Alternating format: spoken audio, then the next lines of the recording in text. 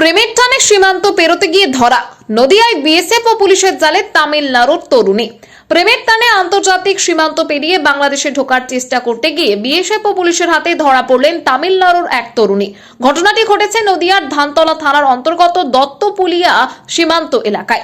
BSF সূত্রে জানা গিয়েছে, সীমান্তে টহলরত জওয়ানদের নজরে পড়তেই কাঁটা তার পেরিয়ে বাংলাদেশে প্রবেশের চেষ্টা করার সময় ওই তরুণীকে আটক করা হয়। রাত প্রায় 1:30 নাগাদ বিএসএফ তরুণীকে ধানতলা থানার পুলিশের হাতে তুলে দেয়। পরে পুলিশ তাকে রানাঘাট মহকুমা আদালতে পাঠায়। পুলিশ সূত্রে জানা গিয়েছে, ওই ধৃত তরুণীর নাম ভিনিতা এল, বাড়ি তামিলনাড়ুতে। প্রাথমিক তদন্তে উঠে এসেছে, সামাজিক মাধ্যমে বাংলাদেশের এক যুবকের সঙ্গে আলাপ এবং তাদের মধ্যে সম্পর্ক গড়ে ওঠে। সেই সম্পর্কের টানেই বৈধ কাগজপত্র ছাড়াই সীমান্ত পেরিয়ে বাংলাদেশ যাওয়ার চেষ্টা করেন তিনি।